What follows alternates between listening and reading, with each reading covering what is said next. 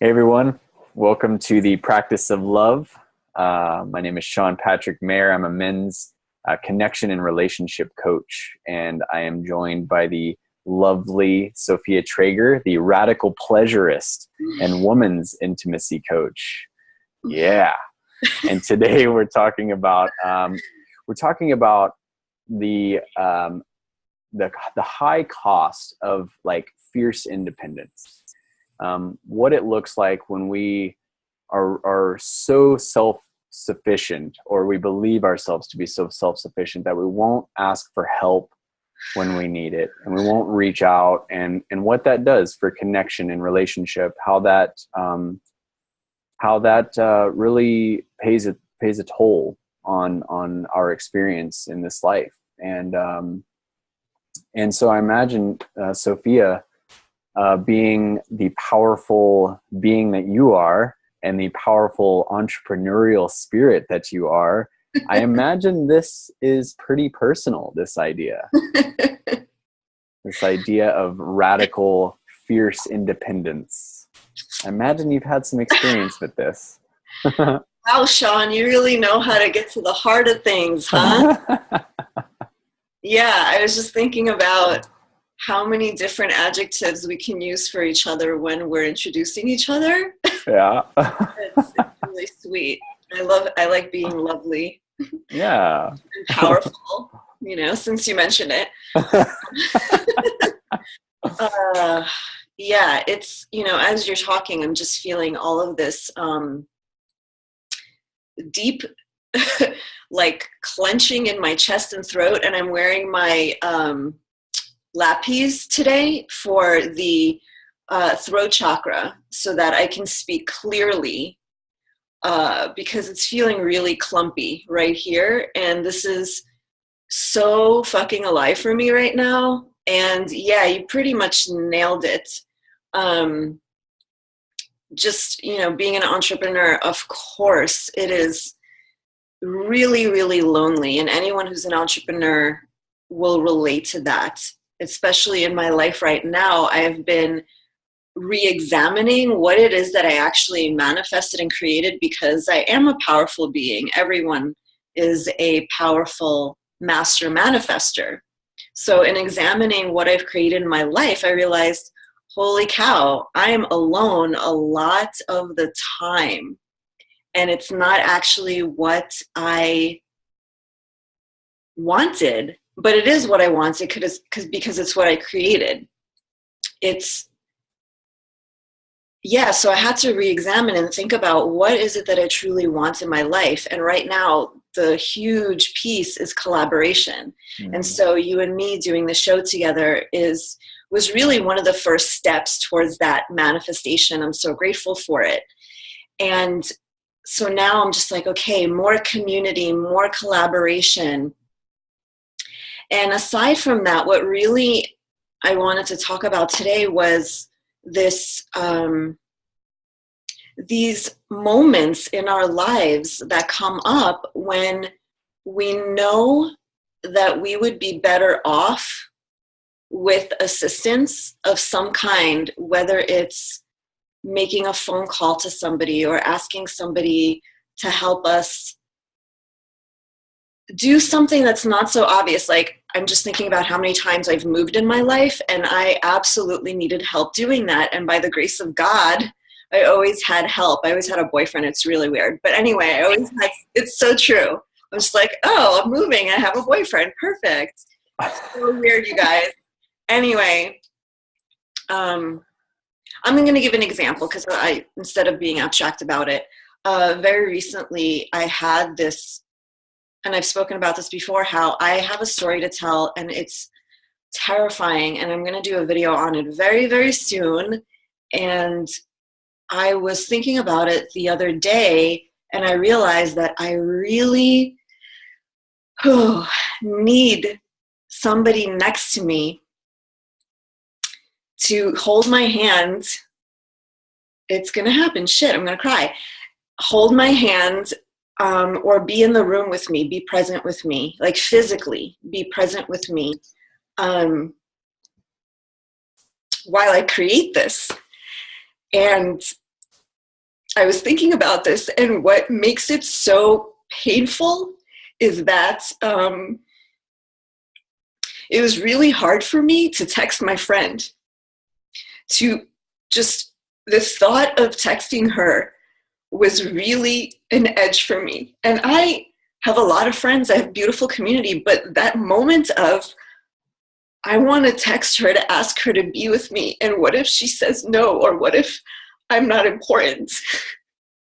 And I know that so many people, so many women feel this way. And I knew that in my heart, I really needed it. And of course, the ego came in and the fear came in and said, you can do this on your own. You're a big girl. You're a grown woman. It's a video. You've done hundreds of videos. You can do this. And the part of me that really wanted community and really, really wanted my friend said, no, I need to do this. I need to text her. So I did. And her response was, of course, beautiful. And the point is, even if she couldn't do it, it would have been okay. But she said, oh my God, thank you for asking. Of course, I'm going to be there for you. Like, what time, your priority, of course. So that, of course, made me feel really happy. And there was definitely pride. I was proud that I was able to send that text. And it may seem like a small thing, but it really isn't a small thing. And I know that other women have a really hard time to ask for the little things that make a really big difference. Like, sometimes we ask for the big things and that seems easier. Like, of course you're going to help me move, or of course, you're going to pick me up if my car breaks down, hopefully. But it's those little things. Do you know what I mean? Yeah. I definitely know what you mean. And it's like the things that we almost seem like we just brush them by, like we just brush them under the rug and just like, oh, that's okay. It's okay. It's like, we don't need that, or just like some program or story that's running in the background. What I've noticed for myself is like, sometimes I make these decisions without really making the decision. Like it's like, I don't actually consciously choose not to. It's just like a program that runs and it just does the thing. And I'm like, it's not till I'm like in it and I'm like, why did I do that? Why did I choose that? And what is it in me that is avoiding that? And so I'm wondering that for you, like, what is it? Why do we not ask for help? What are we gaining from not asking for help? And what is this like kind of, what are the reasons behind us wanting to do it alone or go it alone? What are we gaining from that? This is really emotional for me. Didn't expect this, you guys. There is nothing to gain. There's nothing to gain from not asking for help. Nothing. In fact, the cost of not asking is much, much higher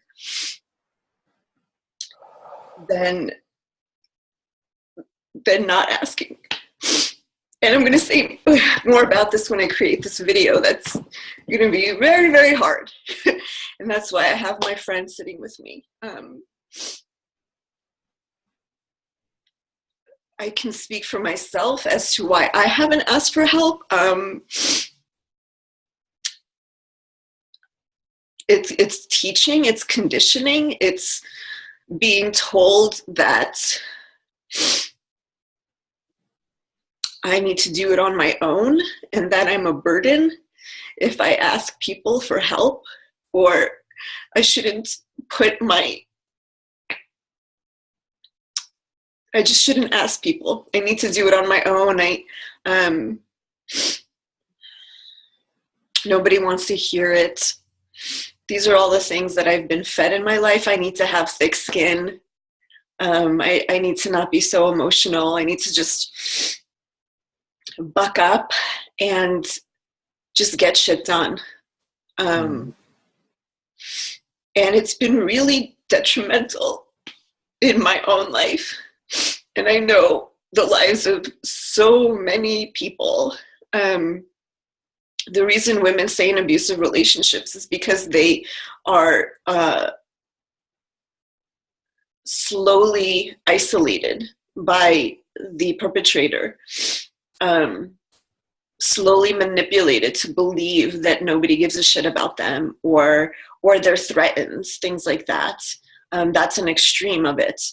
And what it all comes down to is fear, is this fear that if I ask for help, I will be rejected, I will be a burden, people will be annoyed with me, I won't have friends, nobody's going to want to hang out with me. It's just these very extreme things. And what the ego does, and what the ego is best at doing, is trying to keep us safe, but it's on overdrive, so it really creates separation. So for a long time in my life, even now, I mean, even being an entrepreneur, it's like almost brilliant how the ego created this for me, making me think that I want to do this on my own, that I want to be totally autonomous. I don't want to work with anybody. I don't work well with anyone.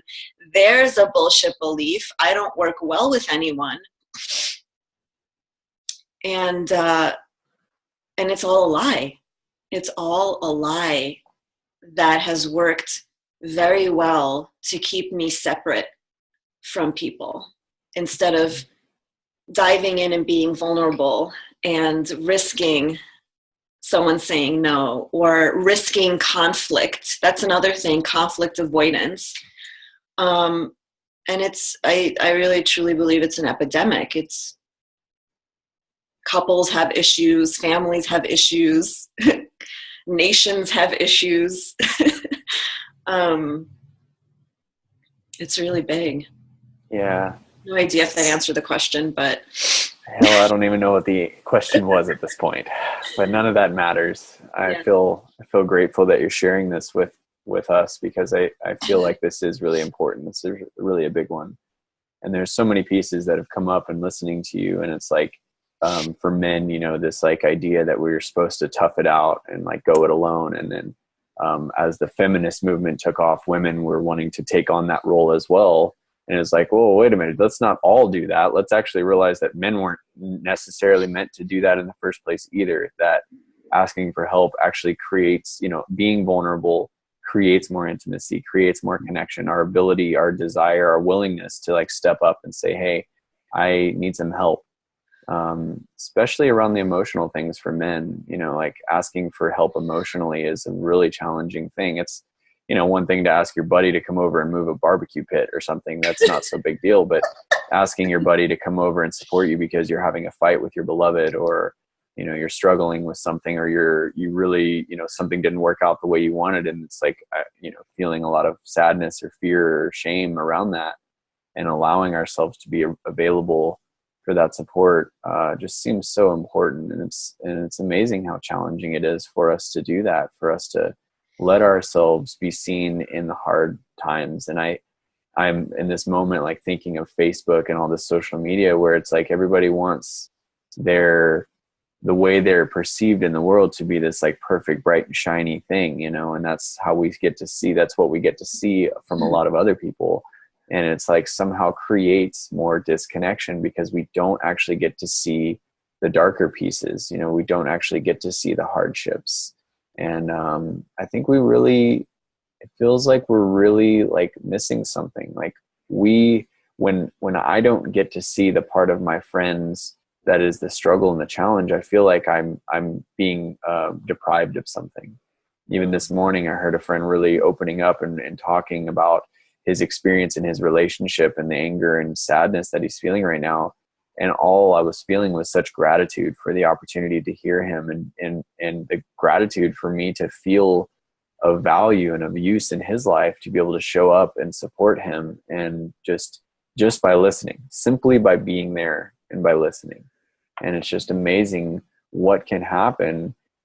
Like you said, the cost of trying to be so fiercely independent is deprivation of all those beautiful things, of all these beautiful opportunities for connection and intimacy. And I feel a lot of sadness when I think of it, when I feel into it, like so much loss from our inability to be there for each other, because we're not willing to let ourselves be there for each other. Yeah, just extraordinary amounts of loss. Yeah. thinking how so many times I was afraid to reach out to somebody, and trauma happened in my life and tragedy.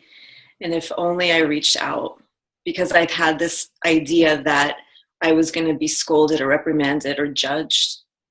And if only I had reached out, so much could have been different. Yeah. And thank you for the reminder that that our friends, our community want to be there for us. And I'm experiencing that. I'm really experiencing that in my life, that putting on the happy face is useless, because our energy, for those, you and I surround ourselves with individuals who are very sensitive. Like, that's just who we are. And they can feel us. So us putting on a happy face is really useless and bullshit, because they're going to feel it anyway. As I've spoken about it in other shows, they're going to know that something's up. And I also want to say something about Facebook, because there is this movement or something of people showing more of themselves on Facebook, especially Facebook Live, I think is really brilliant. And people putting on their statuses like, please send prayers for me and things like that. And I do appreciate that. I think that's a wonderful step forward. However, I also have reservations about that, because it seems to replace physical interaction.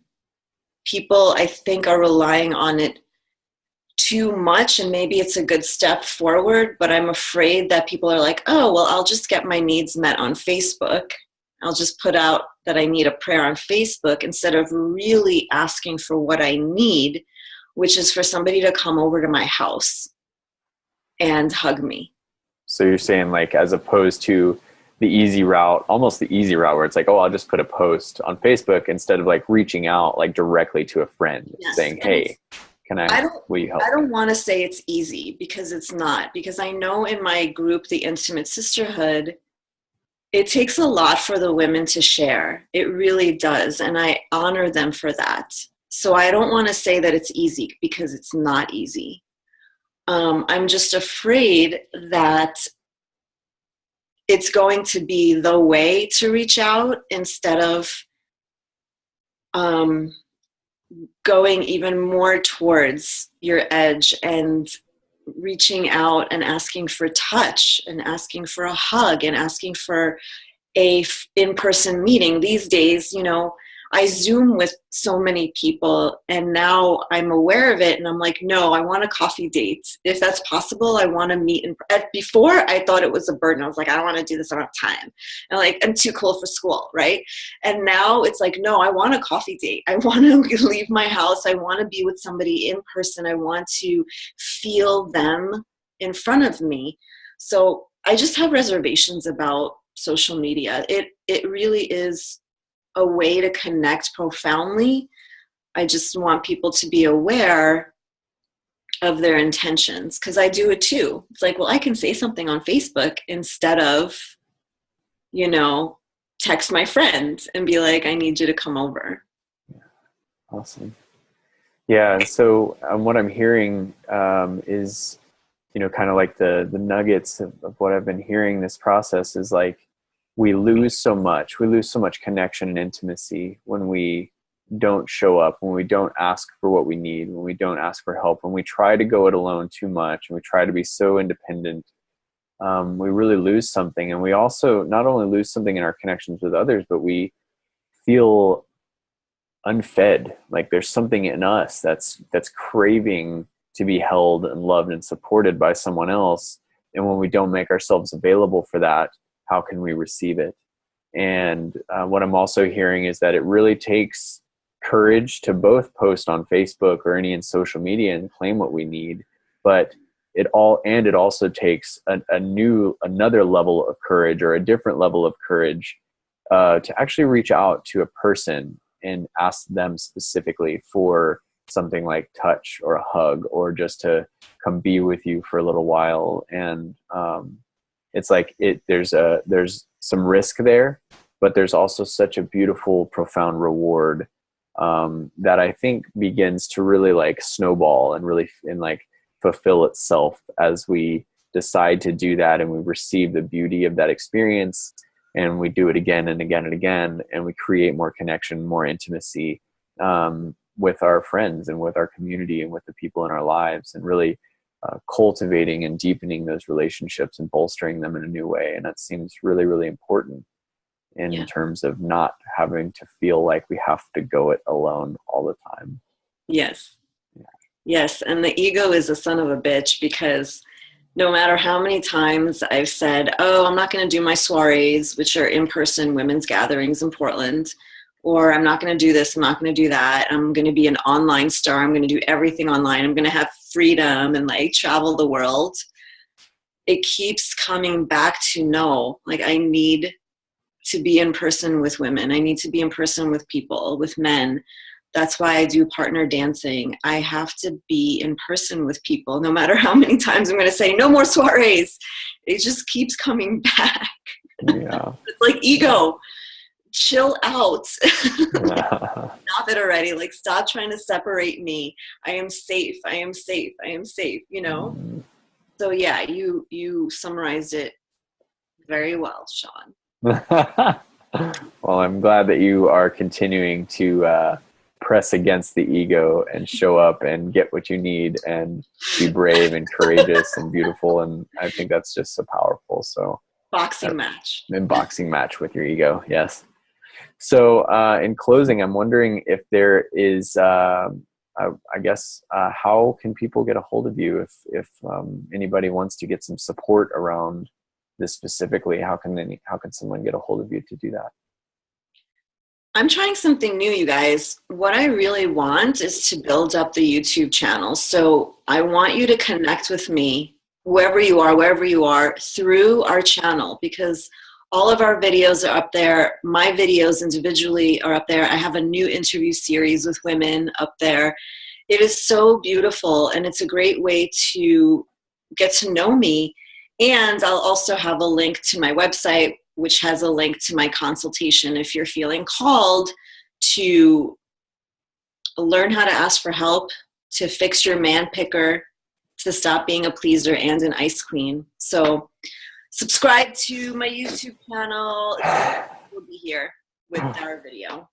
Awesome. Thank you, Sean. Yeah, my pleasure. My pleasure. And for any of the men out there, I do offer a free breakthrough session that's designed to help you just get really clear on what it is that you want and what are you not getting and why, and really just helping you transform all of that. And it's a really powerful 1 hour session, one-on-one, and it's absolutely free. And you can just go to the link in my website, and it's www.seanpatrickmayer.com, and feel free to just sign up for a session. And I really look forward to serving you in that way. And yeah, thank you so much for showing up today, Sophia, so fully and so authentically, and sharing about something that's really powerful and deep and present for you and alive, because I know that it's present and alive for many. And I just really appreciate your willingness to show up and share and to be of service to the community in that way. And I'm really honored to be here with you. Thank you, Sean, for holding space. I love you. I love the show, and I love all of you out there. Yeah. Thank you, everyone, for being with us today on the Practice of Love, and we look forward to seeing you next time. Take care. Bye.